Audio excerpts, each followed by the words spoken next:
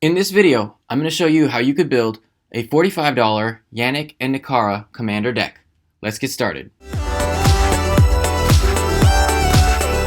Total cost of this deck was just under $45 as of the day of recording. Prices were checked using mtgstocks.com. Do note that prices fluctuate, so they may be above or below where you see them listed at in this video. This deck is 1DH legal, meaning all the cards in the deck are $1 or under, with the exception of the commander, or in this case commanders, which can be up to $5. While our deck has two commanders, we're going to key in primarily on Nekara Lair Scavenger for her card advantage. A 3 to cast 2/2 that reads Menace, and whenever another creature you control leaves the battlefield, if it had one or more counters on it, you draw a card and you lose 1 life. So we're going to try to put +1/+1 counters on our creatures and then just get value off of them should they die. We also have a bunch of mana sinks in this deck, so we're just trying to attrition our opponents through card advantage, either from Nekara or our other card draw spells, as well as mana sinks, which are just cards that you're able to dump a bunch of mana into if you don't have better things to do from your hand. Our second commander is Yannick Scavenger Sentinel, a 4 to cast 3/3 with Vigilance that reads, whenever Yannick Scavenger Sentinel enters the battlefield, exile another creature you control until Yannick leaves the battlefield. When you do, distribute X +1/+1 counters among any number of target creatures, where X is the exiled creature's power. Yannick is a great mid-size attacker and blocker. I usually, in playtesting, use Yannick to just deter my opponents from swinging in early with their smaller creatures. And then we want to key in on that +1/+1 strategies. We can either use Yannick to distribute a bunch among our board, or we can just try to get some value off of Yannick by having it hit some of our enter the battlefield creatures, so that once Yannick is removed, those ETB creatures come back and we get a little extra value off of that. To get into our game plan, we need to play our accelerants. So these are the cards that get us extra mana, help us get into our bigger spells or more spells earlier.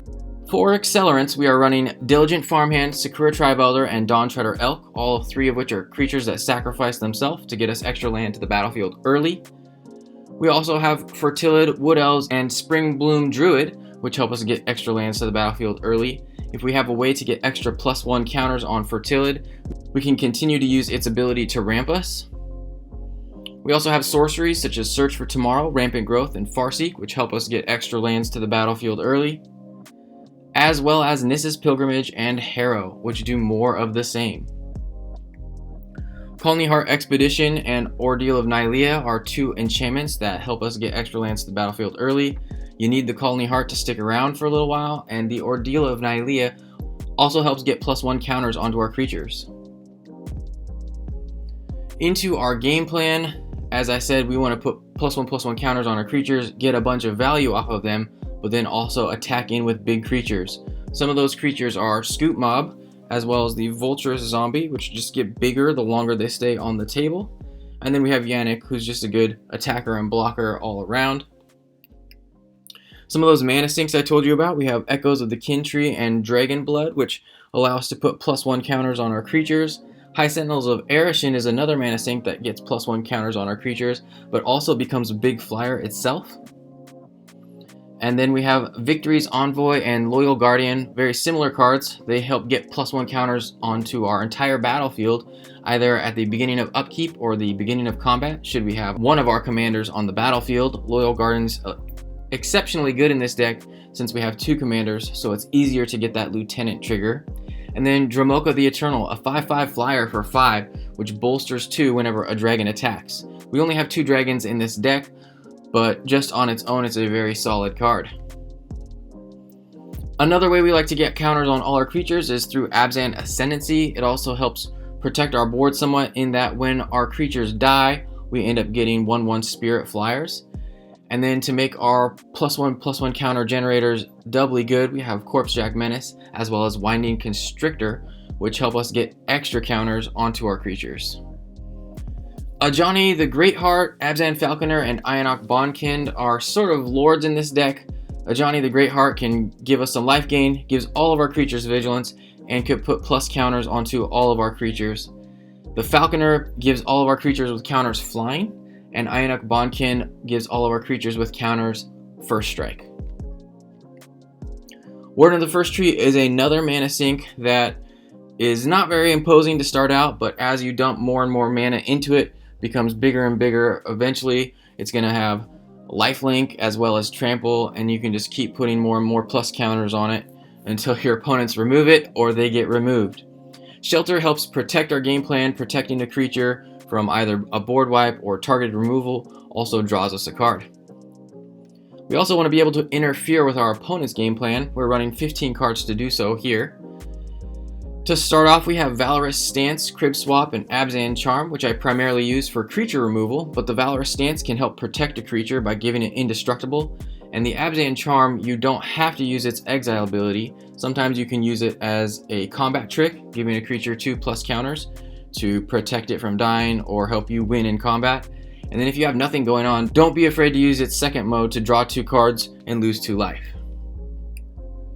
Price of Fame, Death Sprout, and Mythos of Nethroi also remove creatures. Price of Fame comes with the upside of being cheaper if you're hitting legendaries, as well as Surveil 2. Death Sprout ramps us, and Mythos of Nethroi can not only hit creatures, but can actually hit any non-land permanents as long as we pay one of each of our colors into it. Reclamation Sage, True Love's Kiss, and Acidic Slime help us to remove artifacts and enchantments. Acidic Slime comes with the upside of being able to hit lands, and the Sage and Slime also make great targets for Yannick.